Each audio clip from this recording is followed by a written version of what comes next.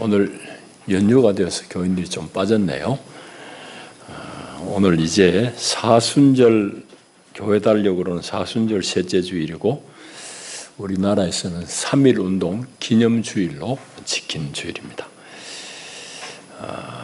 여러분 잘 아시는 대로 우리 민족이 나라를 강탈당하고 그 주권을 회복하고자 민족적인 저항을 일으킨 날이 바로 3.1절입니다. 그게 당장 무슨 해방을 가져온 것은 아니로되 그 영향은 매우 지대합니다. 뭐 다 얘기할 수는 없고 국내적으로는 이 나라가 이렇게 된 거는 우리 힘이 부족하구나. 힘을 비축해야 되겠다고 시작한 것이 구체적으로 물산장려 운동으로 시작이 됐습니다. 그건 이제 평양에서부터 조만식 선생님을 위주로 해가지고 물산장려 운동이 쭉 퍼져서 남쪽까지 이제 내려오고 이제 교회의 전통이 되어버린 금주 금년도 그때부터 이제 시작이 됐습니다. 어떻게든지 일본에 진 빚을 갚아야 된다 해서 물산장려 운동이 다양하게 일어납니다. 그뿐만 아니라 이제 국외에서는 본격적인 이제 독립투쟁, 무장 독립투쟁이 이제 시작이 됩니다. 그런 것들이 이제 우리에게 미친 영향이고 국외적으로도 미친 영향이 큽니다. 우리가 1919년에 이제 3.1 운동을 했으면 그 다음 해에 여러분 잘 아시는 인도의 간디가 이제 일으켰던 비폭력 저항주의, 저항운동, 그것도 이제 3.1 운동과 흡사합니다. 그 영향을 받았다고 할 수 있고. 그뿐만 아닙니다. 중동에서도 뭐 다 그 영국 이런 식민지였잖아요. 에집트에서도 터키에서도 이제 민족운동이 일어난 것이 다 3.1 운동의 영향이라고 할 수 있습니다. 그러니까 대단한 우리가 기여를 한 거죠. 이렇게 이제 자랑스러운 우리 독립 쟁취 역사 를 우리가 잘 이제 공부하고 익혀서 우리도 이제 우리 후손들에게 좋은 나라, 부끄럽지 않은 나라를 물려줬으면 좋겠다는 마음이 큽니다.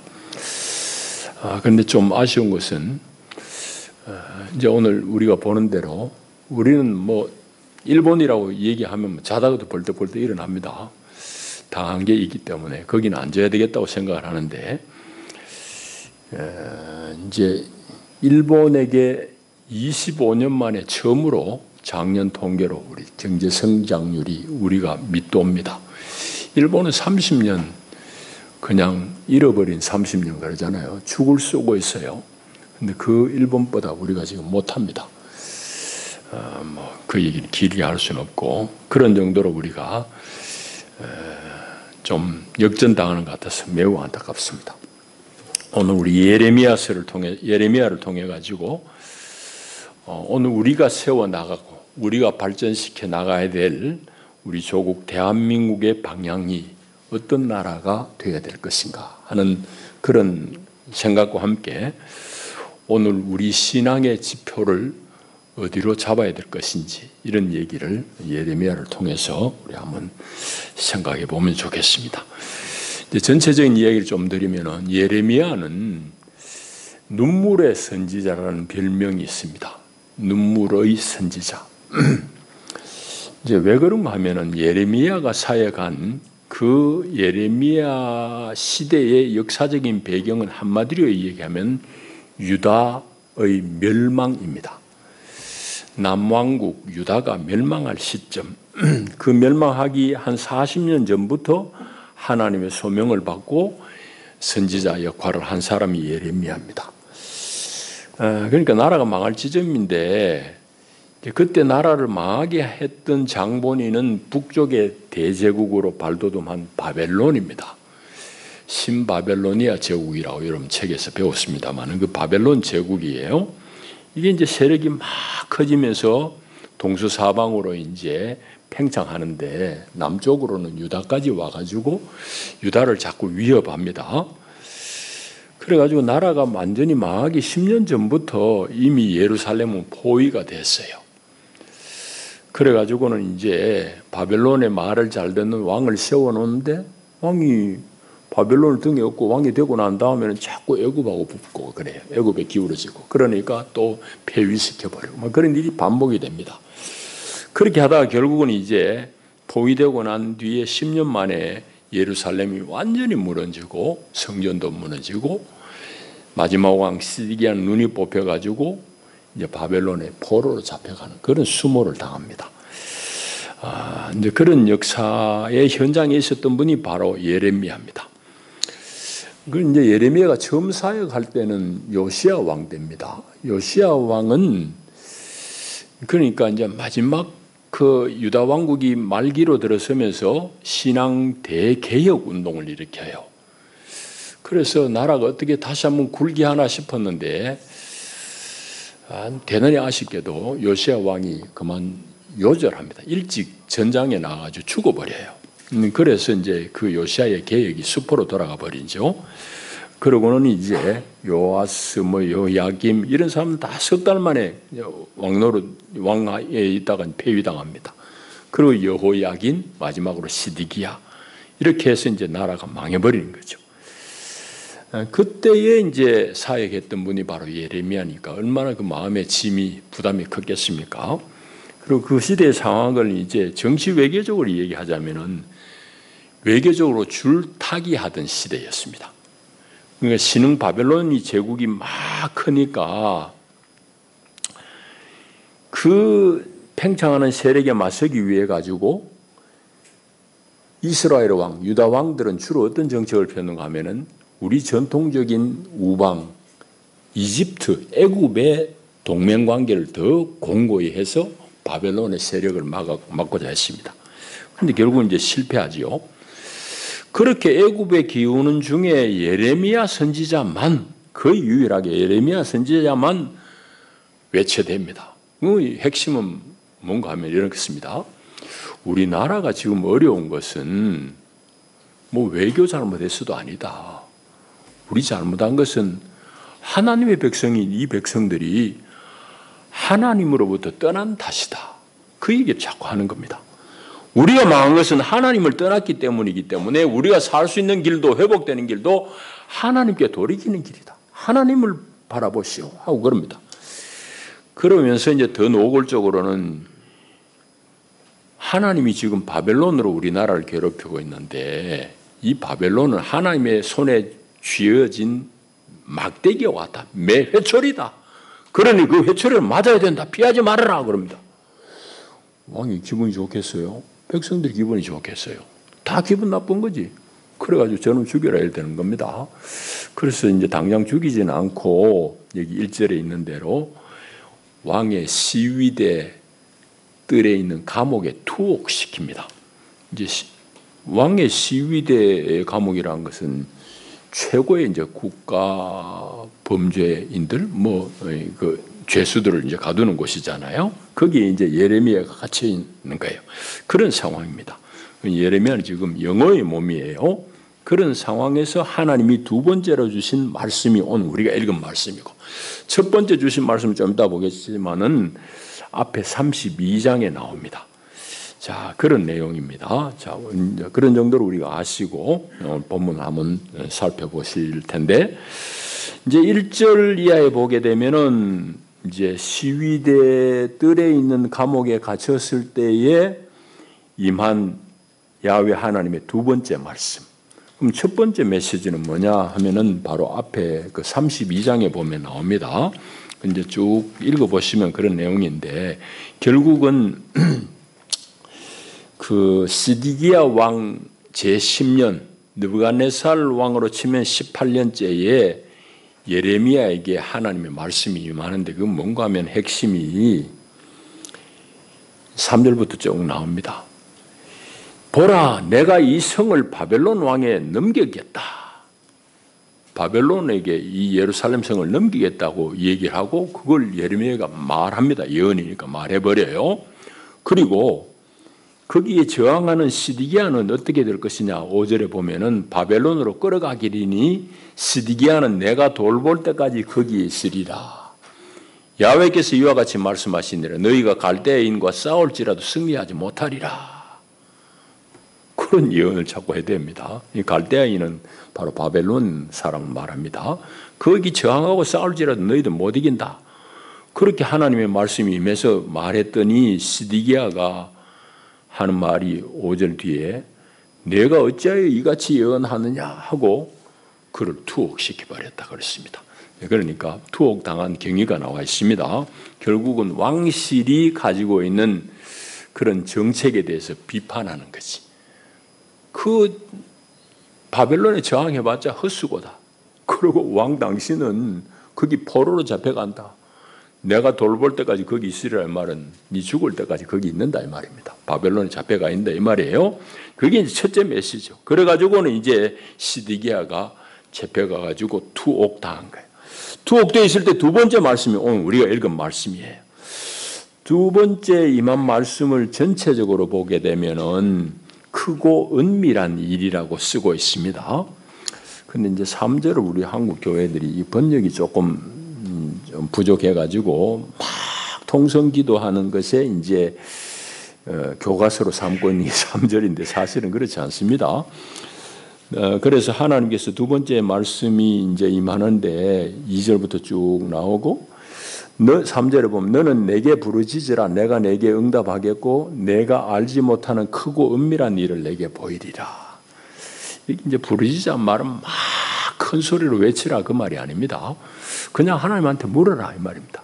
하나님 찾아가서 물어라 이 말이에요. 영어로 보면 분명합니다. Call to me and I will answer you 일어났거든요. 네 내한테 물어봐라. 그럼 내가 대답하겠다 이 말이에요.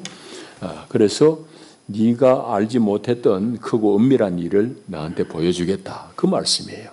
뭐 통성기도가 나쁘다는 게 아니라 통성기도의 교과서로 삼는 것은 이 본문을 잘못 이해한 겁니다.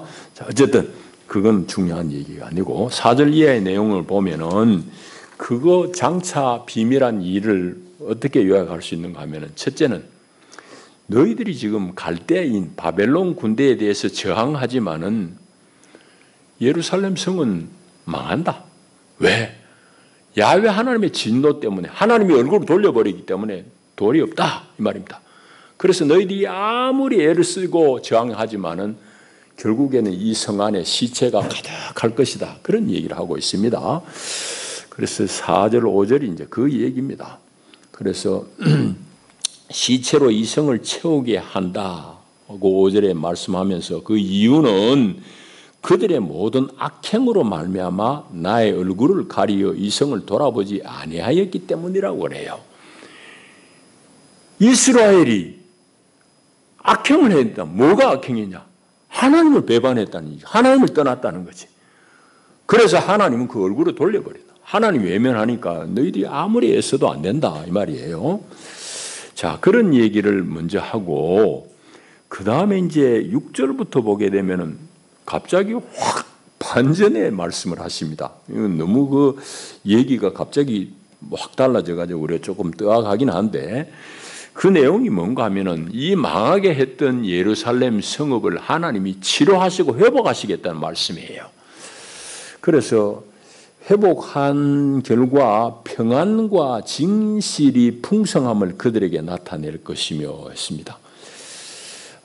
그리고 내가 유다의 포로와 이스라엘의 포로를 돌아오게 하여 이 말은 이제 앞에 생략이 되었지만은 이 백성들이 다 포로로 잡혀간다는 얘기를 함의하고 있어요. 내포하고 있는 말입니다. 그래서 포로로 잡혀갔던 너희들 돌아오게 하겠다.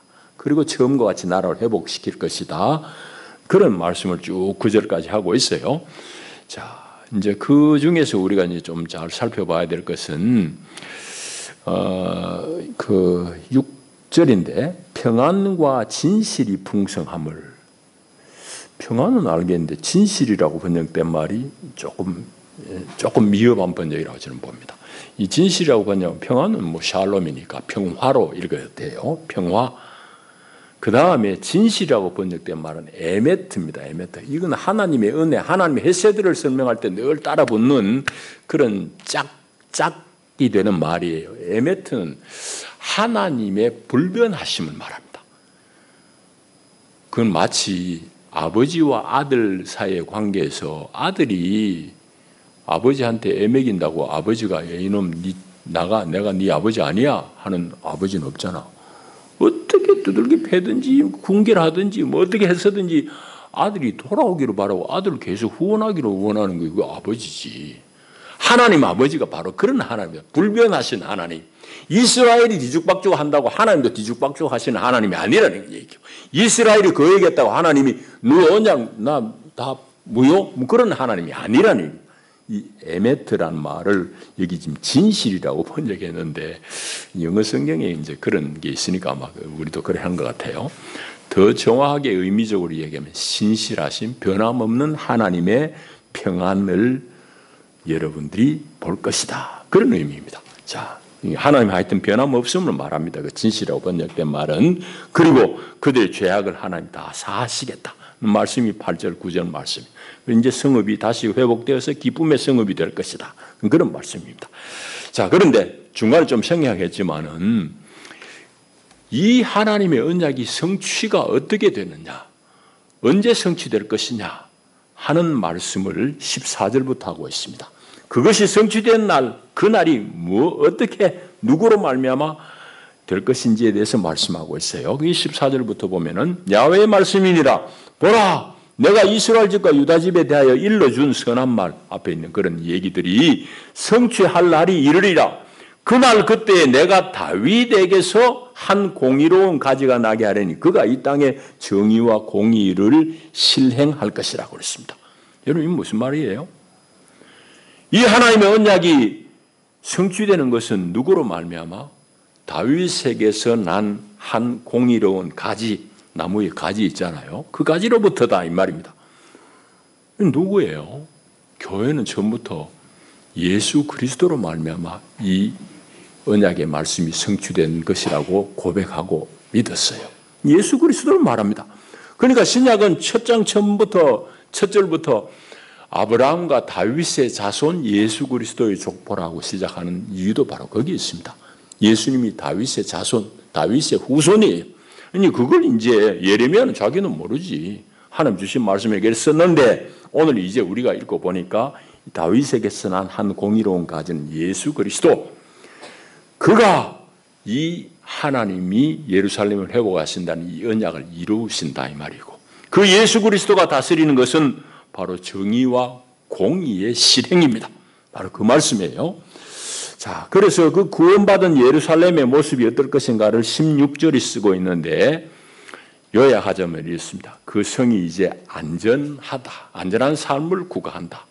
안전히 살 것이며, 그리고 이 성은 야훼는 우리의 의라는 별칭, 이름을 얻을 것이다 라고 그래 말해요.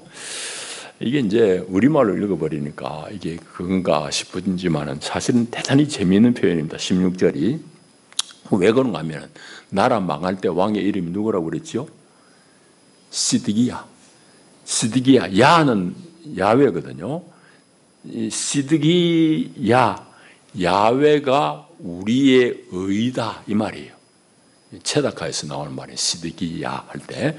그러니까 시드기야 왕의 이름이 야훼는 우리의 의, 이런 이름인데 그거 지가 사는 게 엉터리니까 이름은 그런데 하나님의 의를 전혀 이루지 못하고 불의한 삶을 살았으니 눈 뽑히고 나라 다 망해버리는데 이제 장차 예수 그리스도로 말미암아 이루어질 회복의 그 땅, 그 성읍의 이름이 바로 시드기야가 말만했던 그 야훼 우리의 의라는 이름을 얻을 것이다 이 말.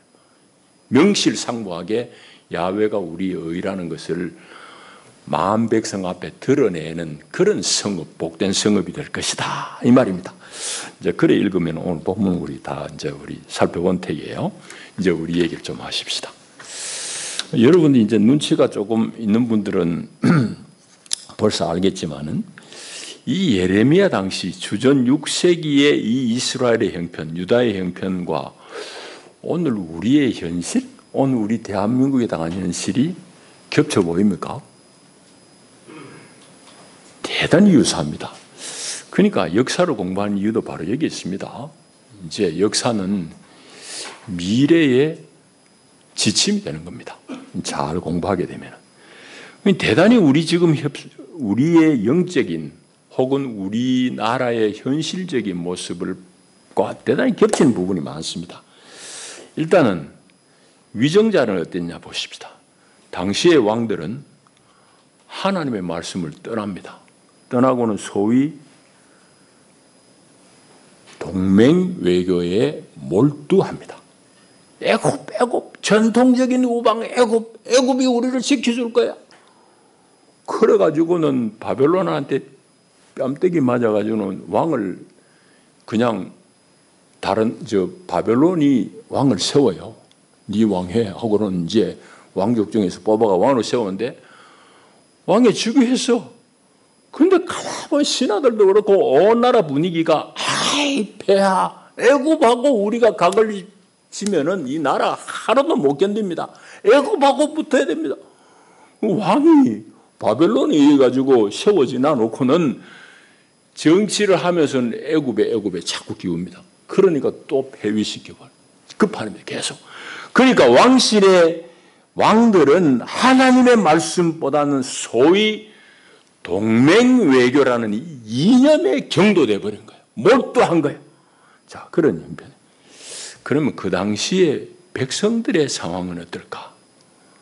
그리고 백성들을 지도해야 될 책임 있는 선지자들은 어떻게 했을까? 둘이 짝이 잘 맞습니다. 어떤 짝이 맞았느냐? 이것도 바로 우리 오늘 현실을 그대로 반영하고 있어요. 당시 민중들은 하나님을 안 섬기는 거 아니에요. 성전 제사 안 드리는 거 아닙니다. 성전 제사는 잘 드려요. 아모스서에도 그런 거 많이 나옵니다. 제사는 잘 드려요. 그런데 이 사람들이 성전 마당에 아세라 목상을 세워놔놓고 거기 또 숭배하는 겁니다. 왜 그럴까요, 이 사람들이? 하나님을 섬기는 것은 그냥 해야 되니까 하는 거고 실제로 마음은 아세라 바알을 섬겨요. 왜? 거기 가야지 내가 잘 된다고 얘기하니까. 거기 가야지 내 새끼 출세한다고 그러니까. 거기 가야지 내 농사 잘 된다고 그러니까. 이 가나안의 신앙의 핵심 교리는 뭔가 하면은 부자 된다는 얘기예요. 네가 바알을 숭배하고 아세라를 숭배하면 네 부자 된다는 얘기예요. 한마디로 얘기하면은 그래가지고 성경에 나오는 뭐 남색한다 뭐 이런 얘기 나오는 게 다 그게 그들의 성전 안에 이루어지는 그런 아주 혼잡한 성행위들을 얘기하는 그걸 수행하는 성창들이에요. 말하자면 그들의 성전 안에 있는 창기들이라고. 호세아의 부인도 마찬가지고. 그 왜? 하늘에서 바알과 아세라 부부신인데 밑에서 그래 하는 거 보고 기분이 흡족해가지고 땅에 비를 내리고 적당한 바람을 주고 너희들 이 신을 숭배하면 농사 잘 된다. 너희들 자식 잘 된다. 뭐 그 얘기를 하고 있어요. 이것도 어디 많이 들어본 얘기지. 예수 믿으면 여러분 복 받아요. 3박자요 5박자요 이러고 있습니다. 그러니까 사람들이 거기 몰리는 거예요. 그걸 주창하는 사람이 누구냐? 선지자들이에요. 거의 유일하게 예레미야만 저 거짓이다, 저 가짜다 그러는데 이 수가 도대체 안 되는 거예요.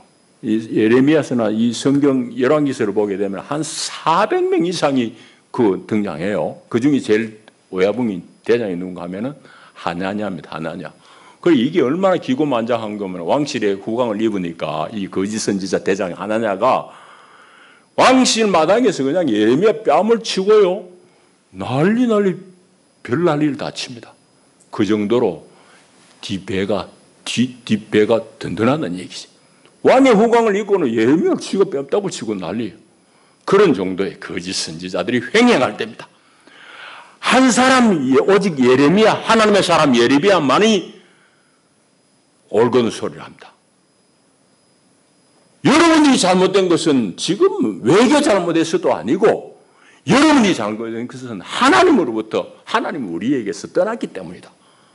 우리가 사는 것은 하나님께 돌이키는 일이다. 그 얘기하니 왕실이 듣기 좋겠어요? 백성들이 듣기 좋겠어요? 다 싫은 거지. 그 왕실로부터도 백성들로부터도 배척당하는 거예요. 그것도 너무너무 힘든데 예레미야는 외롭고 힘든데 또 더 힘든 것은 하나님께서도 예레미야에게 네 말 정직하게 살고 정직하게 말해야 된다. 나라가 망할 판이니 네가 지금 호화를 누릴 수 있느냐? 너는 내 시킨 대로 하면서 16장인가 보게 되면은 너 장가 가지 마라. 너 아들 놓지 마라. 그런 얘기까지 해요. 그거는 말하자면은 오늘 우리의 얘기를 하자면 개인의 대단히 사적인 영역까지 하나님께서 간섭하시고 제어하시니까 얼마나 불편해요. 근데 하나님 그렇게 하세요. 왜? 네가 사는 게 저 백성들에게 뭔가 사인이 돼야 되지 않겠느냐 이 얘기입니다. 그 나라가 곧 망할 판인데 니 뭐 장가가고 애 낳고 그거 신경 쓸 수 없다고. 그러니까 예레미야는 이중의 고통을 겪는 겁니다. 왕과 백성들로부터의 그런 배척을 당할 뿐만 아니라 하나님으로부터 그런 좀 대단히 어려운 그런 삶을 강요받으니까 너무너무 힘들잖아요. 이런 어려움 속에서 자신의 삶이 다 무너지는 것 같지. 여러분 개인 예레미야가 어떻게 했냐고. 우리는 그냥 위대한 예언자 이러지만은 그 개인의 삶이 어떻게 했냐고. 얼마나 허망이 있겠냐고. 내 한 생명 얻어가지고 사는데 옛날 사람들 그러면 그러잖아. 자기 대가 끊어진다면 그거는 어떻게 생각이 되겠어요? 사는 맛이 없는 거지. 인생이 의미가 없는 것 같아. 그 예레미야가 바로 그런 지경이에요. 여러분. 그러니까 자기의 삶이 부정당하는 것 같은 그런 슬픔을 겪은 것이 바로 예레미야입니다. 그러니까 이 신앙적인 모습이나 이 여러 가지 정치 상황이 돌아가는 것이 정확하게 오늘 우리의 현실, 우리 신앙적인 현실을 반영하는 것, 다시 보여주는 것 같은 그런 얘기입니다. 그러면 그런 속에서 예레미야는 눈물 흘리면서 하나님하고 계속 얘기해요. 여러분은 우리를 보면서 얼마만큼 눈물을 흘립니까? 무엇을 위해서 눈물을 흘립니까? 우리의 신앙의 현실을 보면서 여러분은 어떤 눈물을 흘립니까? 우리는 그런 생각을 해봐야 돼요. 또 하나는 예레미야가 자기 온 위협을 무릅쓰고 하는 말이 이겁니다. 우리 잘못된 거 다른 데 있는 거 아니라고. 하나님을 떠났기 때문이라고. 하나님만이 우리를 지킬 수 있는 분이라고. 그걸 주구장창 외칩니다. 그거는 대단히 관념적일 수 있어요. 그러니까 뭔가 손에 안 잡히잖아요. 하나님만이 우리를 지킨다는 말은 뭔가 손에 잡히는 말이 아니잖아요. 그런데 그것의 실제를 예레미야는 뭐라고 그런가 하면 여러분 애굽이 여러분들의 구준 줄 알고 애굽이 여러분들을 지켜줄 줄 알고 애굽에 기울었냐? 아니요. 꽝이요. 애굽 붙들지 말라고. 하나님은 지금 바벨론으로 여러분 매를 대고 있는데 그 매를 맞아야지 사는 길이다. 그걸 얘기합니다. 처음에는 물론 회개하라 했지.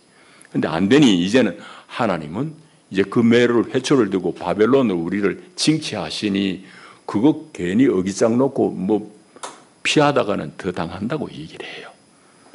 여러분, 이게 이제 예레미야가 현실적으로 전한 메시지입니다. 여러분, 이거 우리 얘기예요. 남 얘기 아니에요. 이스라엘과 우리가 처한 상황이 아주 흡사하기 때문입니다. 이스라엘, 남쪽의 전통적인 강국, 제국, 애국, 이집트, 북쪽에는 아수르가 때로는 아수르 무너뜨리고 바벨론이 바사, 성경 바사입니다. 이 제국이 나중에 헬라, 계속 북쪽의 제국이 바뀌면서도 제국은 유지돼요. 그러면은 힘 있는 놈이 자꾸 힘을 과시하려고 하는 거예요. 평창하는 거 아니에요. 평창하는 길목에 있는 게 바로 팔레스타인 이 가나안 땅이에요. 이스라엘은 우리 마찬가지예요. 꼭 같습니다. 그런데 예레미야가 전하는 메시지는 바로 오늘 우리에게도 대한민국에도 적확한 것이 바로 우리나 그 땅이나 지정학적인 매우 유사성이 있기 때문입니다. 그리고 예레미야는 애굽 믿지 말아라고, 애굽이 우리를 구원하는 게 아니라고, 하나님이 우리를 건지니 하나님 앞에 분명히 서라고 그 얘기를 하는 겁니다. 여러분, 오늘 우리도 마찬가지예요.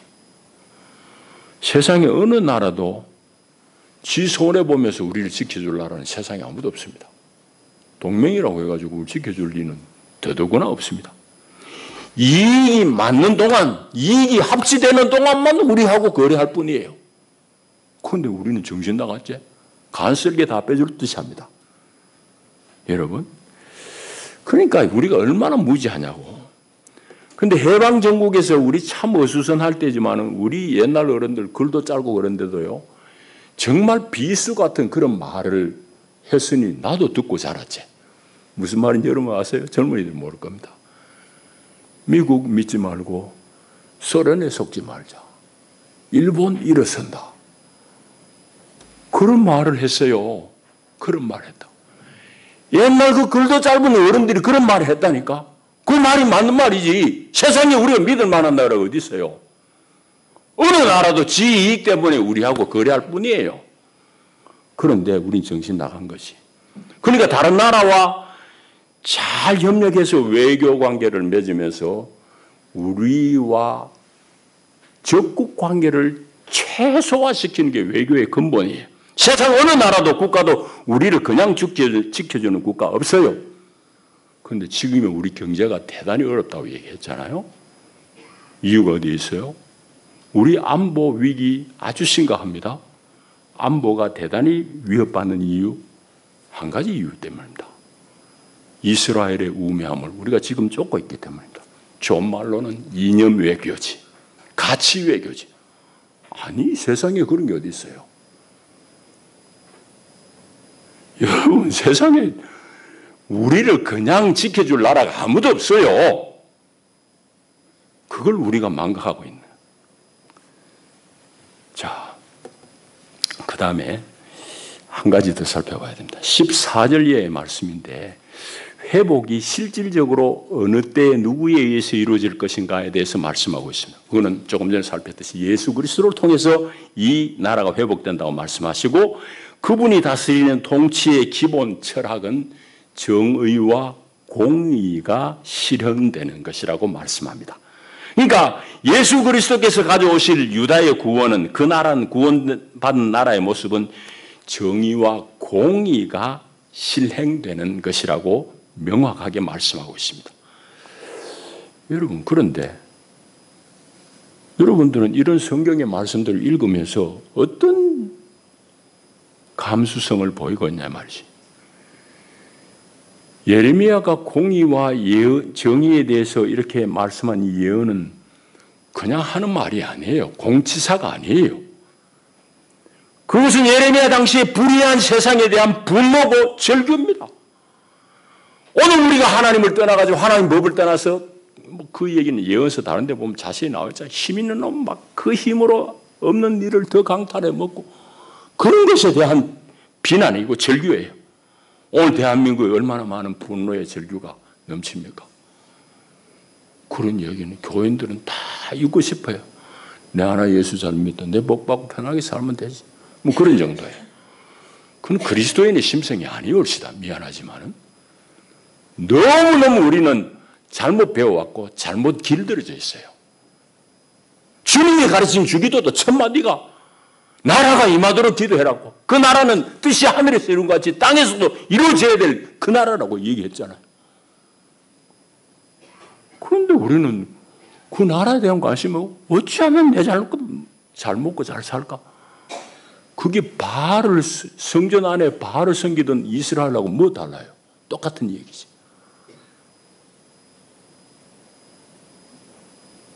똑같은 얘기 아니야, 우리 신앙이. 이제 말씀 맺습니다. 정의와 공의가 성취되는 날이 온다는 예레미야의 이 예언은 역사 속에서 어떻게 실현되었는지를 우리는 잘 살펴봐야 됩니다. 이게 그 포로에서 돌아온 걸로 다 실현됐는가? 아니면 이스라엘이 1948년에 독립된 것으로서 이 예언의 말씀이 다 성취되었는가? 아니, 아직 성취된 것 같지 않아요.